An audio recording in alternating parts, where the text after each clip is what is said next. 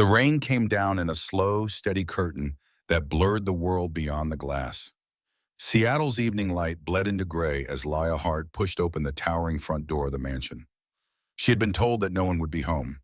The house was supposed to be empty, just another weekend job, another space filled with echoes of other people's lives. Yet something about this place felt alive in its silence.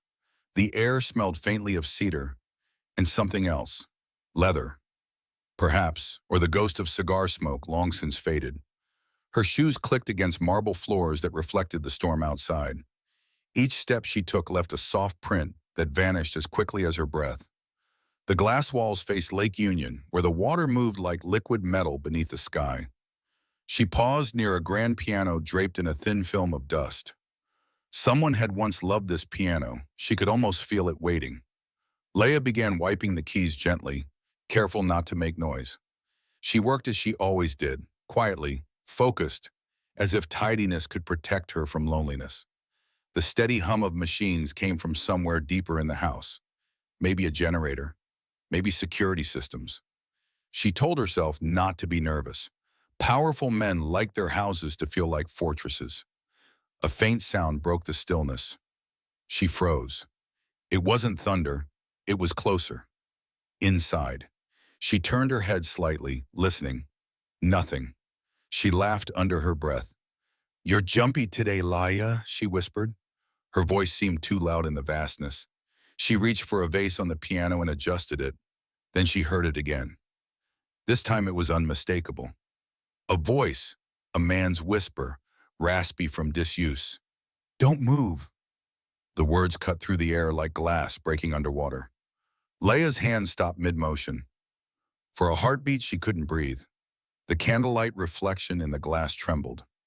She looked toward the sound and saw him. A man sat in a wheelchair near the window, half hidden by shadow. His hair was dark with streaks of gray, longer than it should be, as if he'd stopped caring about such things. The lamplight carved lines across his face, deep, weathered, the kind that came not from age but from carrying weight no body was meant to hold. His hands rested still on the armrest, but his eyes looked alive, as if they had waited years for someone to notice they still existed. Leia didn't scream. Something in his tone told her not to. The command hadn't carried threat, it had carried pain. She stood there holding her breath, rain whispering against the glass. The man moved slightly, the soft creak of the wheelchair echoing through the room. "I thought you were gone," he murmured, voice trembling. "No one comes in without knocking." Leia swallowed, forcing her voice to stay steady. "I was told the house was empty. Sir, I'm sorry, I didn't mean to intrude." The man turned his chair slightly toward her. Lightning flashed behind him, outlining his silhouette. "It's fine," he said after a moment, each word sounding like it cost effort. "I haven't seen anyone for days. I forgot what footsteps sound like." He looked at the piano, then back at her. "You play?" She shook her head. "No, Sal. I just clean." "Then why are your hands trembling?" he asked quietly. The question broke something small inside her she hadn't realized they were. "I guess because I didn't expect anyone to speak," she admitted. His lips twitched, almost a smile, but not quite. "Neither did I." Silence stretched again, but now it wasn't empty. It was full of awareness, of curiosity, of the faint pulse of two people suddenly aware of the other's loneliness. Leia stepped back slowly. "I should finish the hallway, sir." "What's your name?" "Leia." "Leia," he repeated softly, tasting the word as if remembering language itself.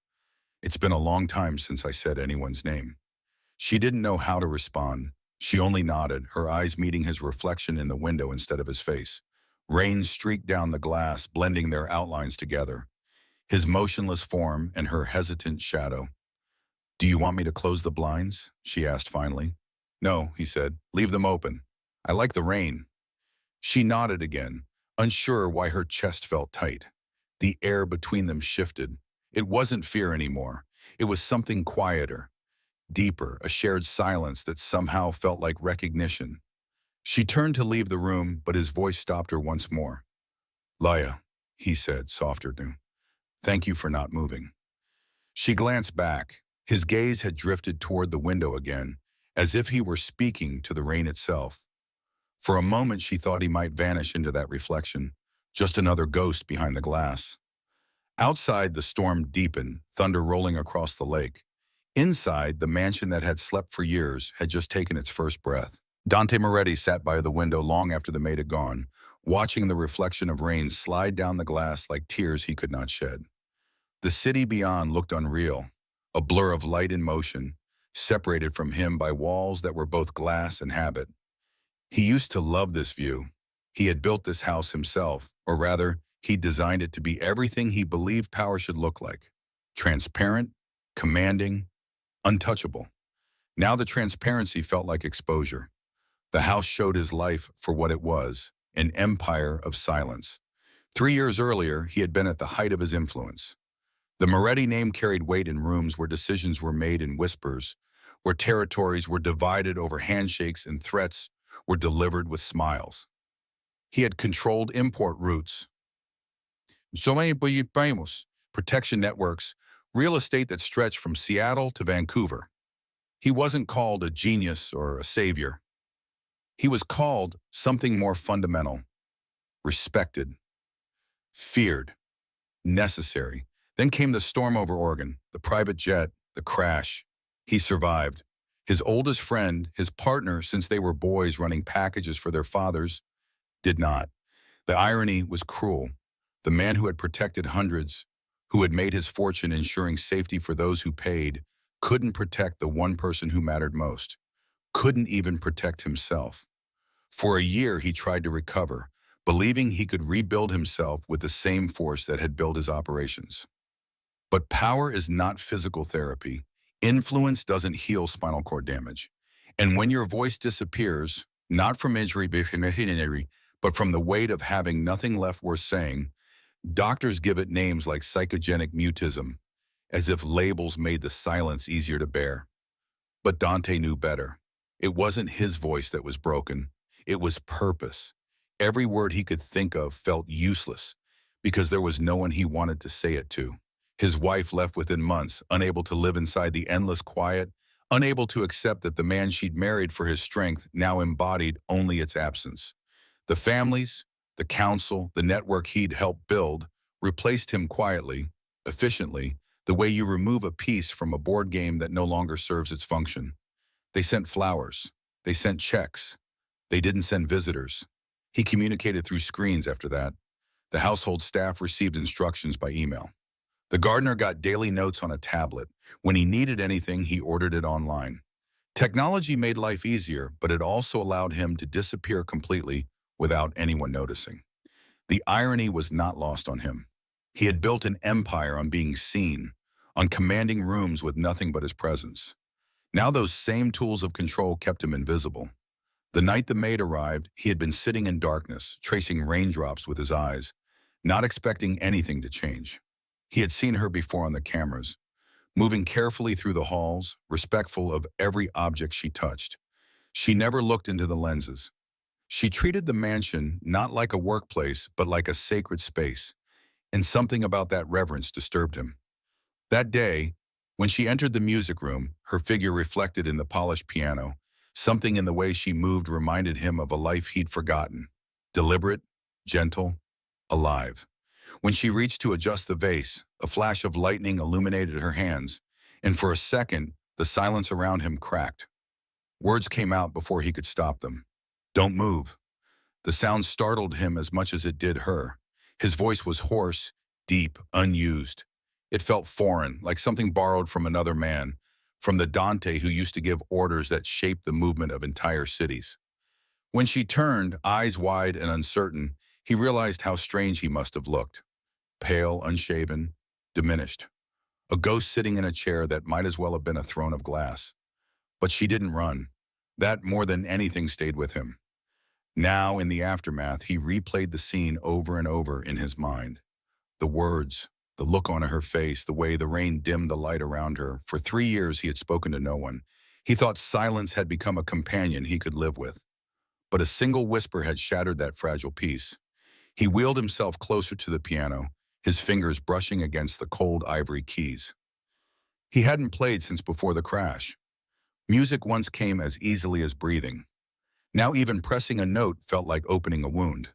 He let his hands rest there, feeling the smooth surface beneath his fingertips. Somewhere deep in Sweden, he felt the echo of a melody he used to know. He wondered who the maid was beyond the uniform. Her voice had been calm, not frightened. That steadiness lingered.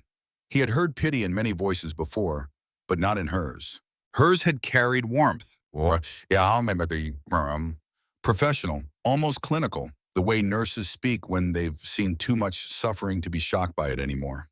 The way she looked at him reminded him of the physical therapist from his rehabilitation days, except she didn't speak to fill the air. She let silence breathe.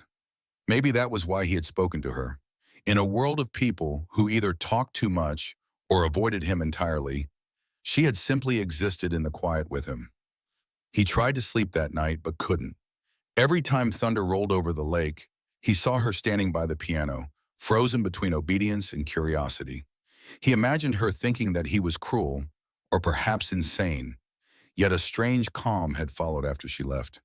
The house no longer felt empty. It felt aware. Morning light spilled across the marble floor, softer than it had any right to be. The rain had stopped. Dante looked at his reflection in the glass wall. The man who looked back seemed unfamiliar. His beard had grown uneven, his shoulders had begun to hunch forward. He looked less like someone who once commanded respect and more like a relic of that man. He wheeled himself to his desk, opened his laptop, and typed a message to his household manager. Cancel the other staff for the week, the maid stays. His finger hovered above the send button. For a moment he hesitated. Why her? He couldn't explain it. Something about her quiet presence had disturbed the stillness he'd mistaken for peace. It was terrifying and yet necessary. He pressed send. Later that afternoon when she returned, he didn't speak. He watched from the corner of the room as she moved through the halls. She didn't glance toward him or the cameras. She just worked, humming softly. A melody that was unfamiliar. Maybe a lullaby. Maybe something older. He closed his eyes and listened. For the first time in 3 years, the silence didn't hurt. The next few days passed like a gentle ripple through still water. The house, once known only for its echoes, began to carry traces of life. A teacup slightly out of place. The faint hum of a melody drifting between rooms. The quiet rhythm of footsteps that belonged to someone other than him. Lia Hart arrived each morning with the same calm expression. She wore simple clothes, hair tied back neatly, her eyes never resting anywhere longer than needed. She didn't know who he was at first. The man in the wheelchair by the window might have been a guest, a caretaker, or perhaps the ghost of the mansion itself. Dante Moretti didn't correct her assumption. He let her move through the house like sunlight moves through curtains, soft, unaware of how much light it brings. She worked with quiet precision, cleaning each surface, watering the plants he hadn't noticed dying, dusting the corners of rooms that hadn't been entered for years. When she reached the piano, she paused again. "It's a beautiful instrument," she murmured, half to herself. "No one plays it," he answered, his voice low, uncertain. She froze, surprised by the sound of him speaking again. "It should be played," she said after a moment. "Otherwise, it forgets how to sing." He studied her from across the room. She didn't look at him directly. Instead, she focused on the piano's reflection in the window, where the rain outside merged with her silhouette. "Do you play?" he asked. She shook her head. "My mother did. I only listened." Dante's throat tightened at the mention of a mother. He wanted to ask more, but words came slowly, like rusted hinges. "You're not afraid of this place." "It's just a house, sir," she replied softly. "The lonely ones are usually people, not walls." Her words lingered long after she left that evening. He repeated them silently, as if tasting their truth. The lonely ones are usually people. That night he dreamed of music. The next morning she arrived earlier than usual. The storm had ended, leaving the air crisp and cool. She moved through the kitchen, preparing breakfast, unaware that he had canceled all other staff, that she was the only living presence besides him in this vast, sleeping mansion. When she carried the tray into the living room, Dante was already there, watching her reflection in the glass. "You don't have to bring it to me," he said quietly. "I can wait." "It's my job," she replied simply, setting the tray near him. Do you always follow rules? Only the ones that keep me safe. Am I dangerous? She looked up for the first time straight into his eyes. No, she said, but silence can be. He wanted to ask what she meant, but she was already moving toward the shelves, rearranging books that hadn't been touched since before the accident. Her efficiency fascinated him. Every motion was deliberate, economical, graceful. He found himself timing his breathing with her steps, as if her presence set the rhythm for the house. When she finished, she turned to him again. Would you like me to close the blinds? No, he said. Leave them open. I like the rain. She smiled faintly. You said that before. Did I? Yes, the first day I met you. Then I must have meant it. She nodded, that small gesture carrying more warmth than any conversation he had had in years. After she left, he wheeled himself through the empty halls, seeing the faint traces of her presence everywhere.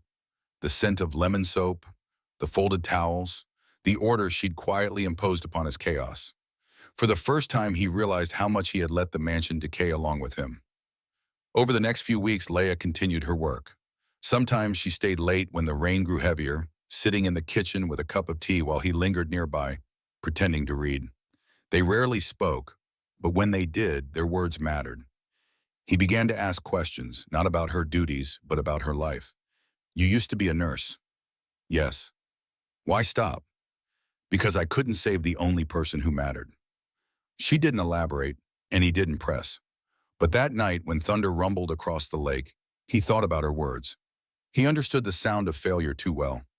Leia didn't know much about Dante beyond what she could guess. The house was filled with old photographs, not of boardrooms and awards, but of men in dark coats standing in front of restaurants, clubs, warehouses. Groups of serious faces, arms around shoulders, the kind of pictures that spoke of loyalty and blood. She avoided looking at them, not out of disrespect, but because they felt like ghosts, too. One afternoon, she accidentally opened the wrong door. A study filled with old newspaper clippings, headlines about the crash, pictures of Dante standing beside another man, both younger, both smiling with the confidence of men who believed they were untouchable. The articles mentioned investigations, whispered connections, families. She froze, realizing at once who he was. He saw the door open from across the hall. Their eyes met. For a long second, neither moved. Then he nodded slowly, giving her permission not to apologize. The next day, she still came back. That morning, as she cleaned the windows overlooking the lake, she said quietly, I read about what happened, the crash. Then you know why I don't speak much. You don't have to explain. People grieve differently. Is that what this is? Grief? It's silence with a heartbeat, she said. That's still living. He looked at her, really looked, and something shifted in the air between them. She didn't see a former power broker. He didn't see a maid. They saw two people surviving the same invisible ache. By the time she left that evening, he found himself listening for the sound of the door closing, hoping it wouldn't come. But it did, softly as always, like the end of a song. He rolled back to the window. The city lights shimmered in the distance. The reflection showed his face beside hers, faint and overlapping in the glass. The mansion that had been his cage was beginning to feel like something else, something fragile and alive. He didn't know it yet, but every silence she left behind was already being filled by something new. Days began to blend together, not in monotony, but in a rhythm that felt almost human again. Leia arrived every morning just before 8, her footsteps soft, her voice softer. The sound of her keys unlocking the door had become part of the house's heartbeat. For the first time in years, Dante felt time move not as a blur of empty hours, but as moments he could recognize. She worked methodically, cleaning each room with care, humming songs that carried both sorrow and comfort. They weren't songs he knew, but he began to wait for them. Sometimes she hummed near the piano, her melody drifting through the open hallways like smoke from a candle. It gave the mansion shape again, made the air less hollow. Dante would sit near the window, pretending to read, while his eyes followed her reflection on the glass. He noticed how she always looked at things as if they had meaning, the curtains, the photographs, even the dust. When she dusted the piano keys, she never wiped away fingerprints. She left the faint marks behind, as if honoring the traces of whoever had touched them last. You always hum the same tune, he said one morning. She paused, startled but not afraid. It's an old song, she answered. My mother used to sing it when she thought I was asleep. Does it have words? Yes, she said quietly, but it's better without them. Why? She looked up, her eyes meeting his through the reflection. Because words can lie. Humming can't. That answer stayed with him. He found himself thinking about it long after she had left for the day. Words can lie.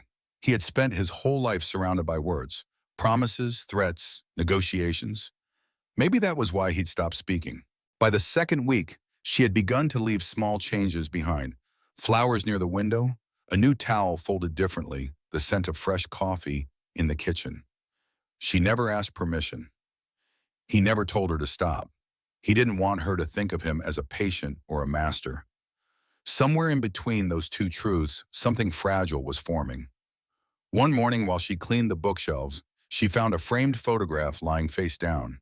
When she lifted it, she saw Dante, younger, stronger, smiling beside another man. The other man had his arm around Dante's shoulder. Brothers, maybe not by blood, but by something deeper. She hesitated, then placed the photo upright again. When he noticed later, he didn't comment, but his throat ached for hours. It was raining again when she came to bring him tea. You've stopped wearing headphones, she said, noticing the absence of the small devices that once blocked the outside world. They made the silence too loud, he replied.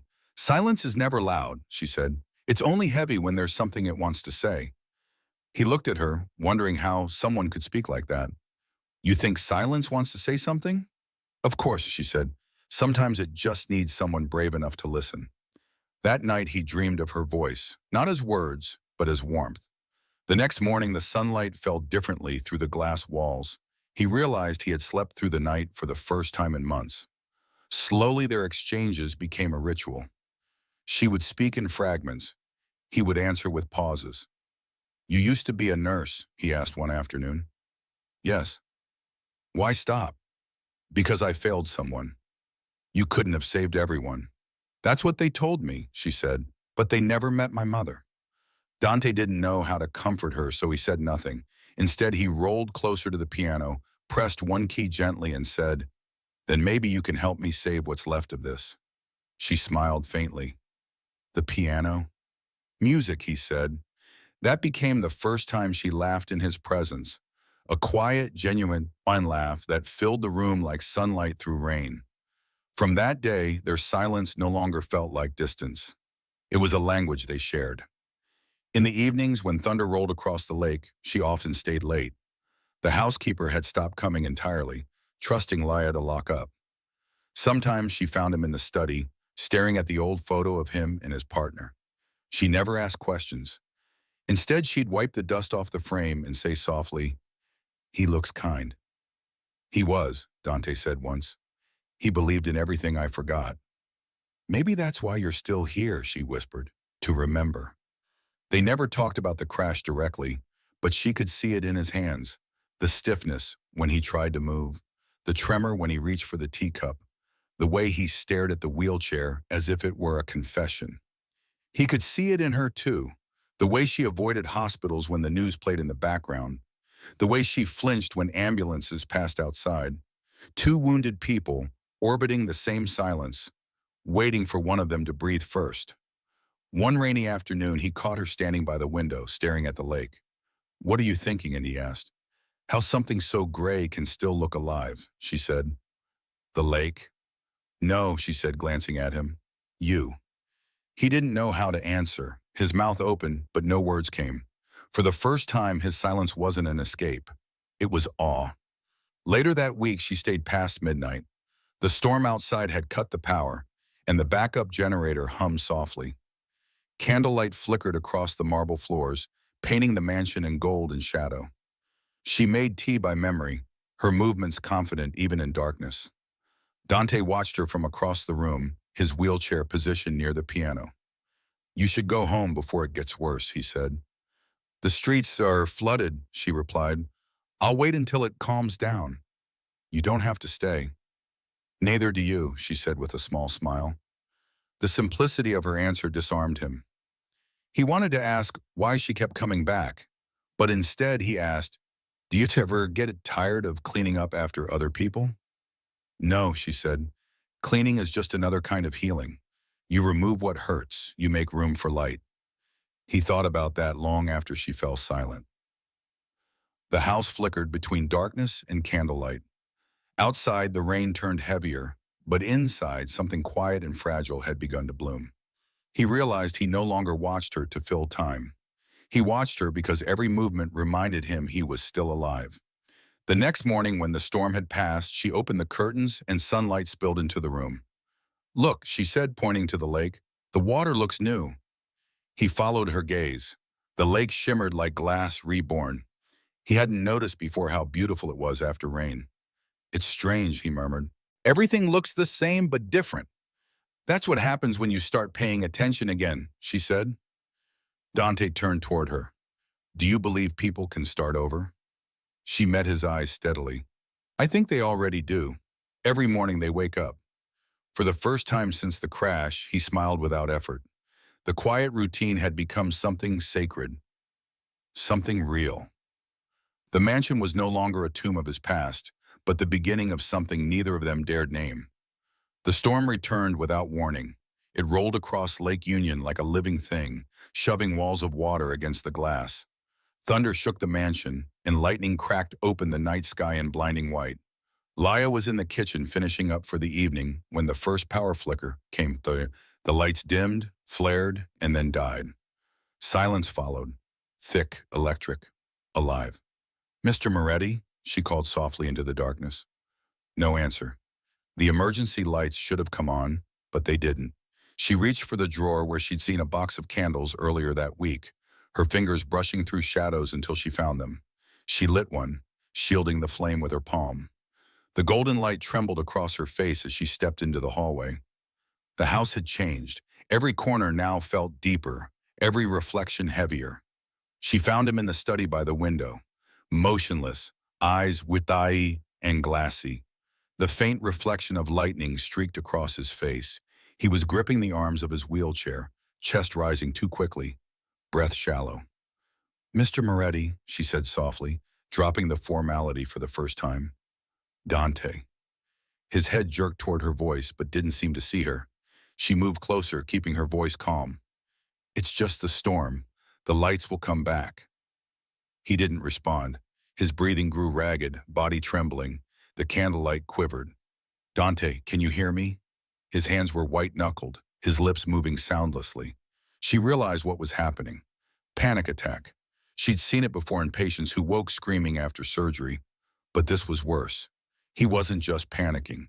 He was trapped inside his own body. Dante, she said again, kneeling beside him, placing a hand lightly on his arm. You're safe, you're home, just breathe with me.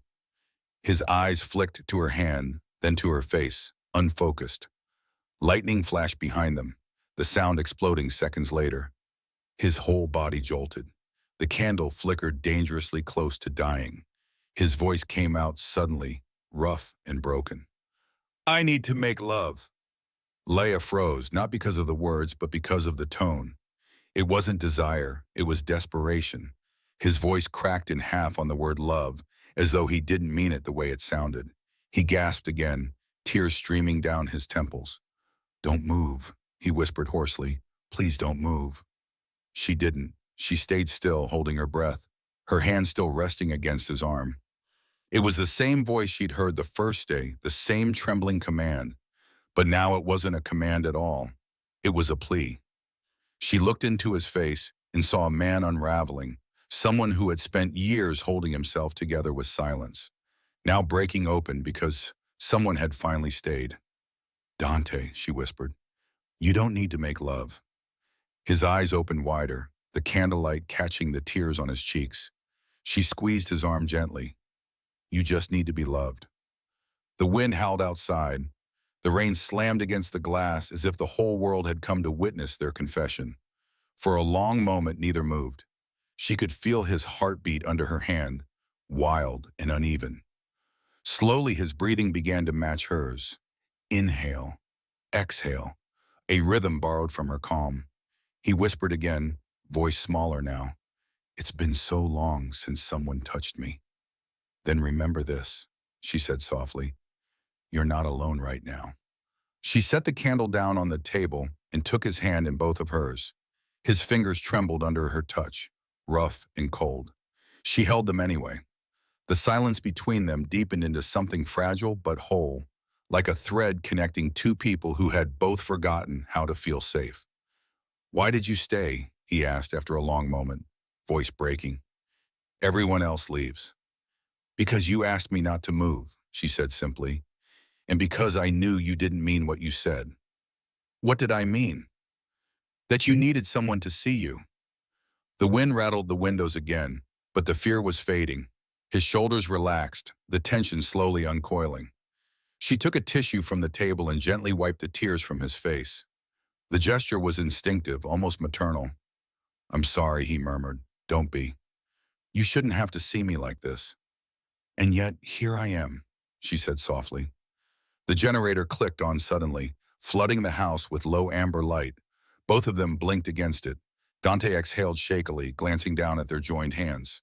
You should go home, he said finally, his voice barely audible. Do you want me to?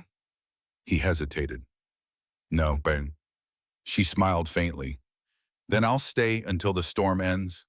She poured tea by candle light, her movements steady, purposeful. The room smelled faintly of chamomile and rain. Dante drank slowly, the tremor in his hands lessening with each sip. I used to think silence was peace, he said after a while. Now it feels like drowning. Silence only heals when it's shared, she replied. Otherwise it eats you alive. He studied her face. The reflection of the candle made her eyes shine like amber. You talk like you've been there. I have, she said quietly. I watched someone die because I couldn't save her. After that, I stopped talking too. I thought if I worked hard enough, stayed quiet enough, maybe the world would forget my mistake. It doesn't, he said. No, she agreed, but sometimes it forgives.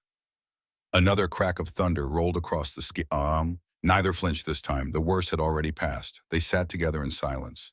The kind that didn't hurt. The kind that made room for breathing again. The clock on the wall ticked softly. Minutes melted into hours. When the storm finally began to fade, she rose to blow out the candle. The smoke curled upward, twisting in the air like a final sigh. Thank you, he said quietly. For what? For not leaving when I made it impossible to stay. You didn't make it impossible, she said. You made it honest. As she gathered her things to go, he spoke again. Laya, she turned. Yes? If I forget how to speak again tomorrow, will you still talk to me like this? She smiled faintly, her eyes warm but sad. I don't need you to speak, Dante. I just need you to listen. She walked to the door, her steps slow, reluctant. He watched her shadow move down the hall, then disappear. For a long time after she left, he sat there listening to the rain. The candle had gone out, but the air still smelled of warmth. He whispered into the quiet, testing the sound of her name. Laya. The word was soft, fragile, but it didn't break. It drifted through the house like a promise. Outside, the storm ended. Inside, something had changed forever. Morning arrived gently, as if the world itself was afraid to make noise. The sky was pale and washed clean, the rain clouds scattered into ribbons of silver light over Lake Union. The mansion that had trembled through the night now rested in quiet surrender. The air smelled of wet cedar, electricity, and something faintly sweet, like renewal. Leia woke on the couch in the sitting room, the faint hum of the generator still echoing somewhere behind the walls. She had meant to leave after the storm passed, but exhaustion had caught her halfway through folding blankets. Her uniform was wrinkled, her hair loose around her face. The teacup on the table had gone cold. When she opened her eyes, Dante was already awake. He sat by the piano, wheels locked, facing the morning light. He looked peaceful in a way she hadn't seen before. There was no tension in his jaw, no weight behind his eyes. The storm had stripped something from him, but what remained seemed more human. You stayed, he said quietly. His voice was soft, almost disbelieving. You fell asleep, she replied. I didn't want to wake you.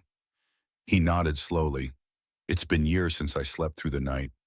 You must have needed it. I think I needed something else. His gaze drifted toward her, steady and gentle. She looked away, pretending to adjust the pillow behind her. The sunlight caught her hair, turning it gold at the edges. Do you remember what you said? He asked. About what? About love? She hesitated, then nodded. Yes. No one's ever said that to me before, he murmured. Not like that. Maybe they didn't know what you needed to hear. And you do? I didn't, until last night. The words hung between them, delicate as the morning light. Neither moved. The mansion seemed to listen. Finally, Leia stood and walked toward the kitchen. You should eat something.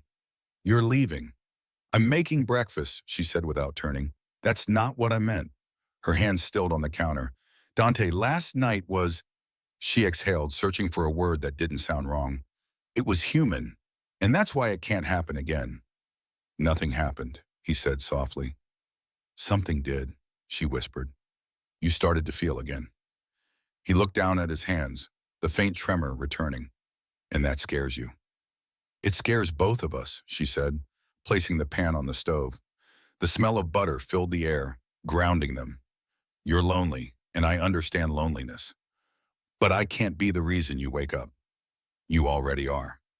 She closed her eyes, the sound of the spatula scraping the pan, breaking the silence. That's not fair. I didn't mean for it to happen. Neither did I, she said softly. But it did. They ate in silence, the clink of utensils the only sound. When she finished, she washed her plate and dried her hands, her movements deliberate, precise. He watched her, afraid to speak again. There was a kind of finality in the way she moved, like someone preparing to disappear. The storm's over, she said quietly. I should go home. He opened his mouth, but no words came. She placed her folded apron on the table beside the candle stub from the night before. It still smelled faintly of smoke. Laia, he said finally, his voice trembling. Please don't go like this. She turned to him, eyes filled with something deeper than sadness. Resolve.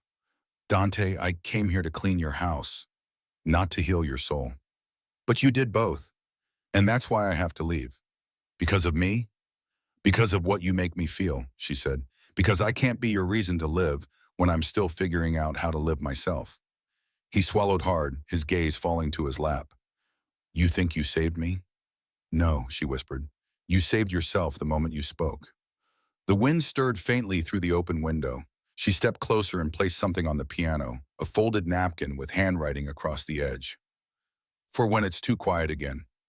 He stared at it but didn't touch it. What does it say? You'll find out when you need to. She turned to leave, but his voice, raw, broken, called her name one last time. Laia. She stopped, her hand on the doorframe. Yes? If I promise not to ask you to stay, will you promise not to disappear? She hesitated, her throat tightening. I can't promise that. Then promise you'll remember me when it rains. She looked back at him, eyes glistening. Already do. And then she was gone. The door closed softly, almost kindly, leaving behind the faint trace of her perfume and the echo of her footsteps fading down the marble hall. Dante sat in the quiet for a long time.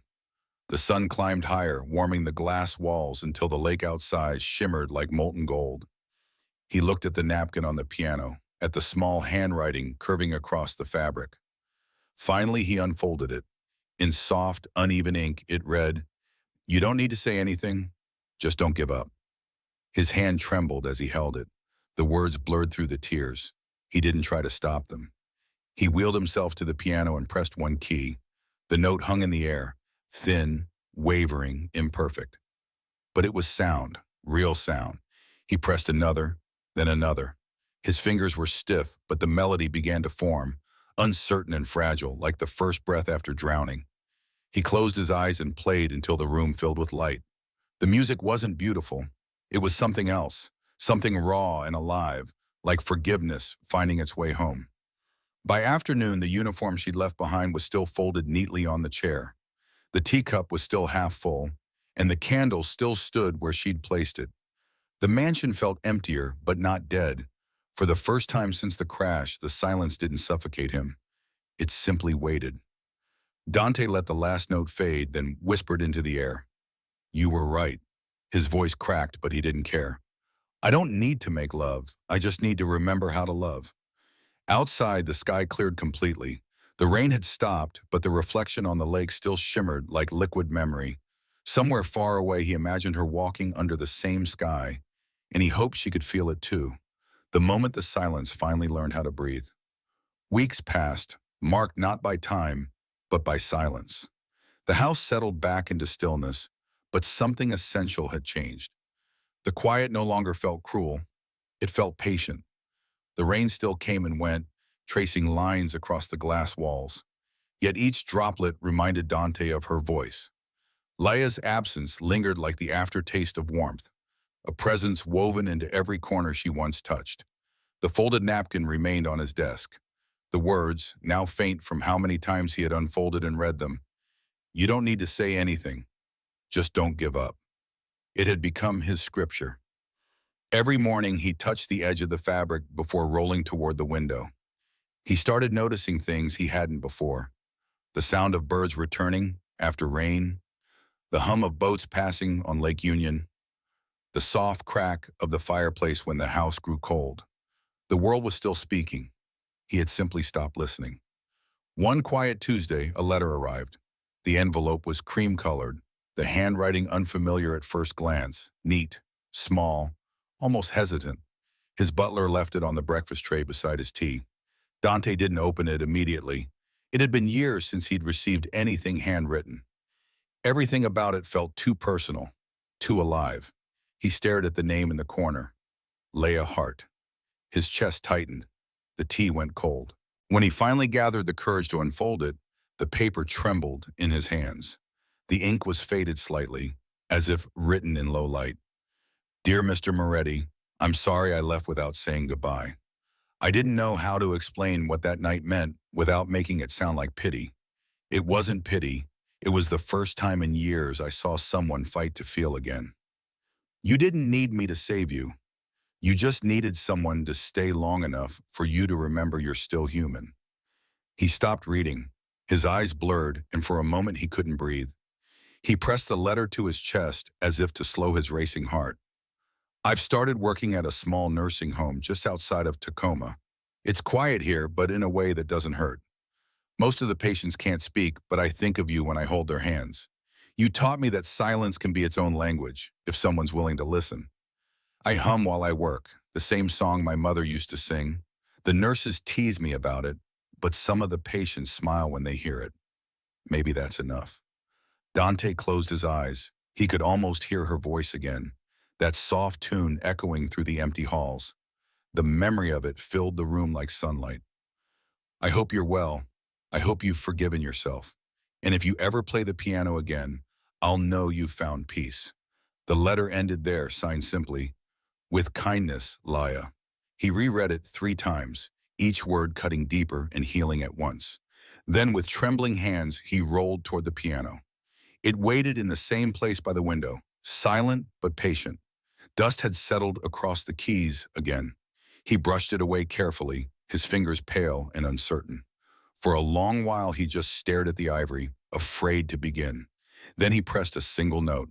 The sound filled the room, soft, imperfect, alive. He pressed another and another until the melody emerged, the one she had always hummed, the one he did not know he'd memorized. It was rough at first, uneven like breath after weeping, but soon it began to steady. The glass walls shimmered with the reflection of rain. His body trembled with effort, yet his heart felt weightless. The housekeeper, hearing the faint music from downstairs, froze mid-step. She hadn't heard the piano in years. She whispered a prayer under her breath and left him alone with his resurrection. As he played, Dante realized the letter had done something extraordinary. It gave him permission to live again. Not to be fixed, not to be whole, but to try.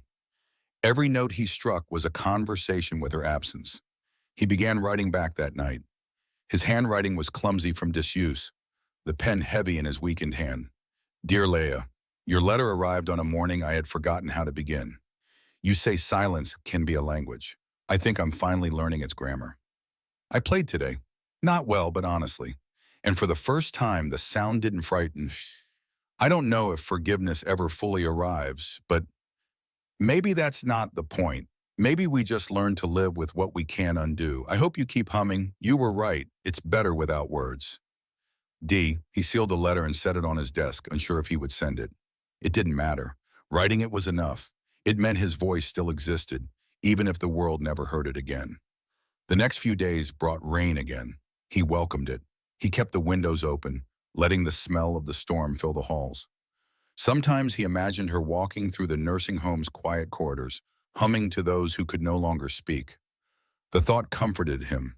At night, he left the candle burning near the piano, the same one she'd lit during the storm. Its flame flickered against the glass, and sometimes, just sometimes, he thought he saw her reflection there. Her hands moving, her eyes warm, the faint curve of a smile. Weeks turned to months, and the letter became his anchor. Every time loneliness crept too close, he touched the paper and whispered, "Thank you." He didn't know if she'd ever write again, but she had already given him the only answer he needed. On a quiet morning near spring, the gardener found him in the music room, still by the window. The piano was silent, the letter lying open beside him. His eyes were closed, but his face looked peaceful. So peaceful it seemed impossible he had ever known despair. The nurse later said he must have fallen asleep listening to the rain. But that night, when the staff locked up, someone swore they heard the faint sound of a piano coming from the upper floor. A slow melody, imperfect and gentle, like a heart learning how to speak again. The letter didn't stop haunting him. It lived in his pocket, creased and worn from being folded too often, its paper softened by the warmth of his hand. Each time he read it, something inside him stirred. A memory of touch, a fragment of courage, the faint hum of her song echoing through his mind. Months passed since her words first reached him. The mansion, once a shrine to solitude, now felt too large for his new quiet. He began physical therapy again. The doctor, a young woman with sharp eyes and a kind heart, stared at his determination as if it were a miracle. "Mr. Moretti, you're months ahead of recovery projections," she said one afternoon as he managed to move his legs a few inches with the aid of new neuromuscular braces. He smiled faintly, exhausted but alive. "Maybe I just needed a reason." "Or someone," the doctor replied softly. He didn't answer, but his silence said enough. Each day after therapy, he rolled himself to the piano. It had become his heartbeat. He played for hours, even when his fingers cramped, until he could finally shape her song the way she hummed it, gentle, healing, unfinished. The mansion no longer felt haunted. It felt expectant, as though it too was waiting for something. One gray afternoon, he looked out over the lake and decided. He called the butler and asked him to prepare the adaptive car that had sat unused for years. "I'm driving," Dante said simply. The man hesitated. "Sir, are you certain? It's a long road." "Yes," Dante said, his tone calm but unwavering. "I've stayed still long enough." The next morning he left Seattle before dawn. The sky was the color of slate, and a fine mist clung to the pavement. The highway stretched endless ahead of him, wet asphalt, distant pine trees, mountains that rose like ghosts through the fog. His hands trembled slightly on the steering controls, but the freedom of movement, the wind rushing against the car windows, felt sacred. Every mile forward felt like reclaiming something time had stolen. Tacoma was quieter than he remembered. The nursing home sat at the edge of town, a low white building surrounded by oaks and lilacs. Children's chalk drawings covered the walkway near the entrance. He parked near the gate and stared for a moment, afraid to go inside. What if she'd moved on? What if she'd forgotten him? He almost turned around. Then a small voice inside whispered her words, "You don't need to say anything, just don't give up." He took a slow breath and rolled forward. The automatic doors opened with a soft hiss. Inside, the air smelled of disinfectant, lavender, and soup. A nurse glanced up from the front desk. "Can I help you, sir?" she asked. Dante hesitated. "I'm looking for Leah Hart." The nurse's face softened. "She's in the East Wing, room 104. But visiting hours don't start until—" "It's all right," came another voice. Leah was standing in the hallway behind the nurse, a clipboard in her hand, her hair tied back loosely. For a heartbeat, everything stopped. The sounds, the air, the weight of time. Her eyes widened in disbelief, then filled with tears faster than she could blink them away. Dante, she whispered. He tried to speak, but his throat closed. The letter trembled in his lap, worn and folded. She rushed forward, stopping just short of touching him, afraid it was a dream that might vanish if she reached too fast. You came all this way. He nodded. I had to. You're the only person who ever heard me. Her breath caught, the room blurring behind her. You shouldn't have, she murmured, though her voice betrayed the opposite. It's a long drive. I wanted to hear the song again, he said, from the source. She laughed through her tears, a sound that made the hall feel smaller, warmer. You remember it? Every note, he said. She gestured toward the window at the end of the corridor. There's a bench outside by the garden. It's quieter there. They went together side by side, his wheelchair humming softly, her steps unhurried. The garden was simple, roses, ivy, a single maple tree, shedding red leaves onto the grass. A few elderly residents watched from their chairs, smiling faintly at the sight of them. When they reached the bench, she sat beside him, close enough that their reflections overlapped in the glass door behind them. The sky had cleared, pale sunlight falling through the branches. You look stronger, she said. I feel less broken. So the therapy worked. No, he said, turning toward her. You did. She smiled, shaking her head. You give me too much credit. And you give yourself too little. They sat in silence, watching the wind stir the leaves. After a while, he took the letter from his pocket and handed it to her. I read this more times than I've breathed, he said. You said if I ever played again, you'd know I found peace, did you? I'm trying, he said. It's messy, imperfect, but it's real. She unfolded the letter gently, eyes soft with memory. I wasn't sure you'd ever read it. I didn't just read it, he said. I lived it. She reached out and took his hand, her touch steady and familiar. You came all this way to tell me that? No, he whispered. I came because I didn't want to spend another day wondering what your voice sounded like in person again. The words were simple, but they held years of silence behind them. Laya blinked back tears. You shouldn't say things like that, she said softly. Why not? Because I'll believe you. Then believe me. A single tear rolled down her cheek. He lifted his trembling hand and brushed it away with the back of his finger. You told me silence can heal, he said, but I think love finishes the work. She smiled then, through tears, her thumb resting lightly over his hand. You always had a way with words, even when you didn't use them.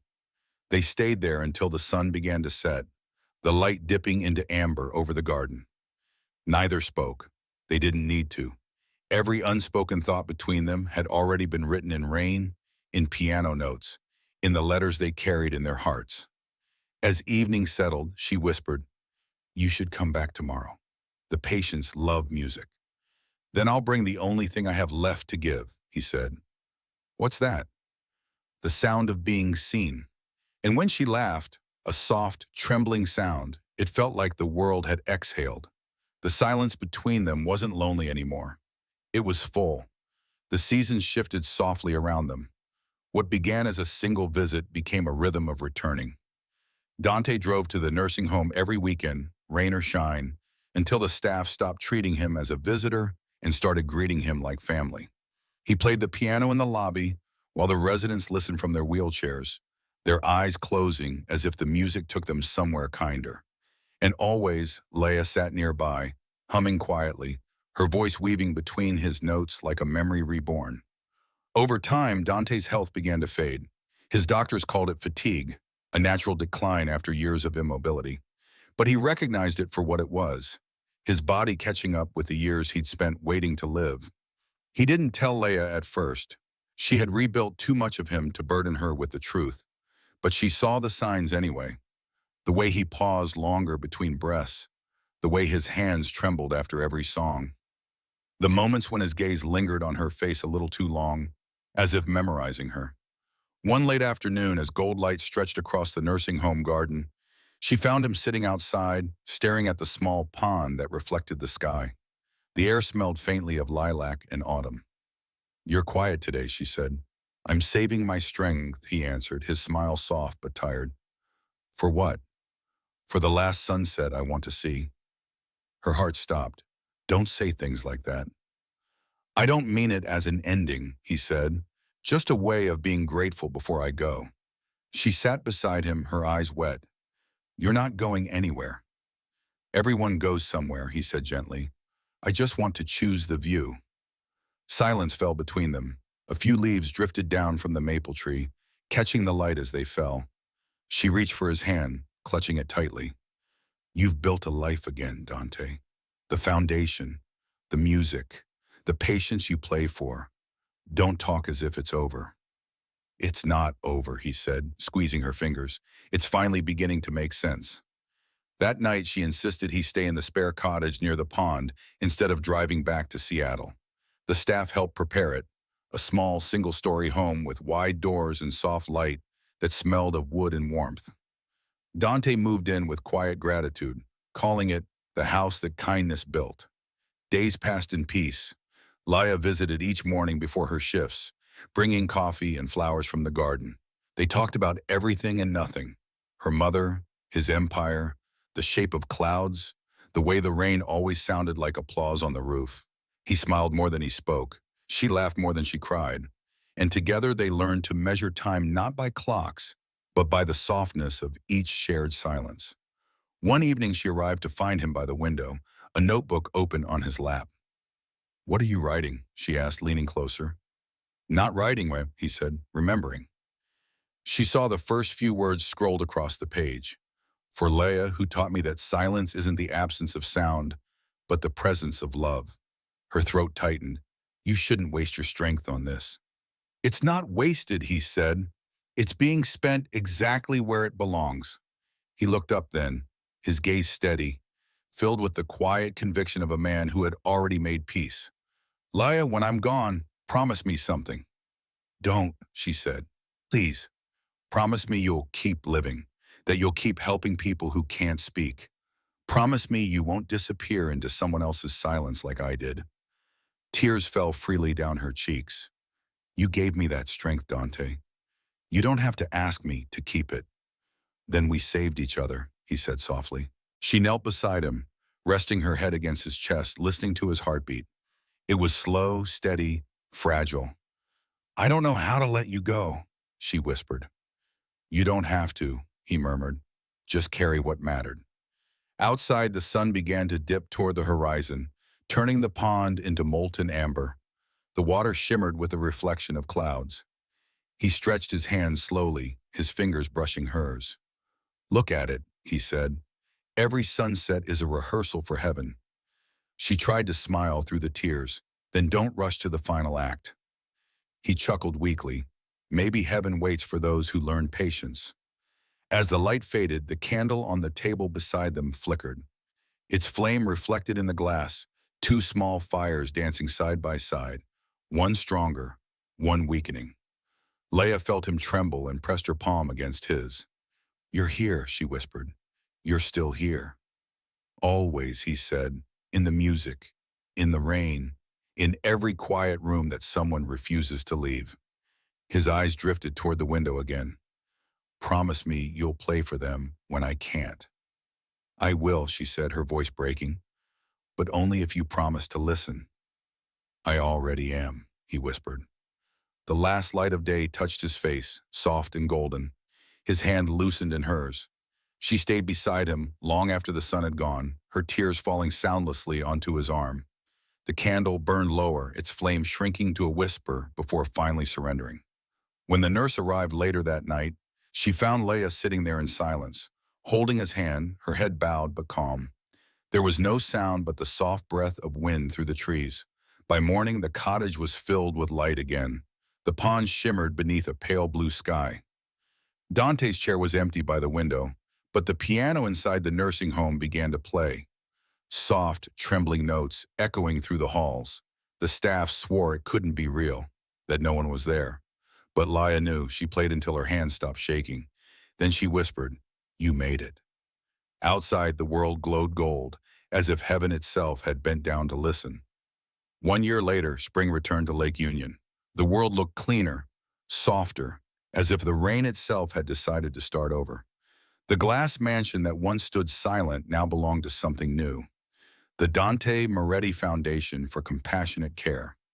The marble floors gleamed again, but this time with purpose. The rooms that had once held emptiness now carried the sound of laughter, conversation, and piano music echoing faintly from the atrium. Laya walked through the hallway holding a stack of folders against her chest. She wore simple clothes and a small silver pendant shaped like a teardrop, a gift from one of the patients. Her hair had grown longer, and though grief still lingered behind her smile, it was a quiet kind of grief, the kind that had learned to live beside hope. The foundation employed therapists, nurses, and volunteers, all dedicated to helping people who had lost their voices through trauma or illness. On the wall behind the reception desk hung a plaque carved in steel. For those who cannot speak, may you still be heard. Beneath the words was his name, in memory of Dante Moretti. Every morning sunlight spilled across that plaque, and every morning Leia stopped to touch it with her fingertips, whispering the same four words, "You kept your promise." She moved through the rooms, greeting staff and patients, pausing to listen when someone tried to say their first word again. She understood the patience it required, the trembling silence before speech, the courage it took to make sound after years of muteness. She never rushed anyone, Sham. She knew healing had its own rhythm. In the afternoon, she taught piano to patients who couldn't speak but could still feel. "You don't need to talk," she'd say. "Just play what you wish you could say." Some pressed the keys tentatively, others with surprising strength. Every note, every mistake was welcome. Music had become the foundation's second language. One rainy day in April, she unlocked the main hall for the weekly recital. The staff and families gathered, small candles flickering on each table. The piano stood where Dante had once played, its surface polished until it caught the reflection of every flame. Leia sat down on the bench, her fingers trembling lightly over the keys. "He used to say music was a way of forgiving the world," she told the room. "Tonight, we'll play to remember." The melody that followed was the one she hadn't played since that last sunset by the pond. It rose softly, carrying warmth through the air, as if each note built a bridge between the living and the gone. When she reached the final chord, she looked up, and for a moment she swore she saw him in the reflection of the glass wall, his faint smile watching, his hand still. After the recital, she stepped outside. The rain was falling lightly, steady as breath. She stood beneath the overhang, feeling the mist on her face. In the distance, across the Wekawani Lake, the lights of the city shimmered. Somewhere between them and her, she imagined his voice again, the way it sounded that night in the dark. "Don't move," she whispered into the rain, smiling through tears. "I'm not going anywhere." Later that evening, she sat by the piano alone, lighting a single candle. Its flame flickered against the wall, casting shadows that danced like echoes of memory. Beside the candle rested a framed photograph, Dante sitting by the window, his eyes full of peace.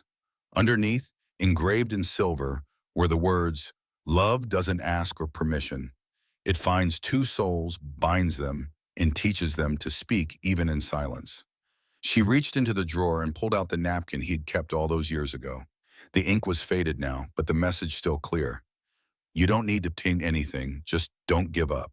She placed it beside the photograph and smiled. "You never did," she said softly. The candle burned lower, and she closed her eyes. The soft hum of rain blended with her breathing. She began to hum the tune, the same one her mother once sang, the same one that had tied her to Dante across storms and silence.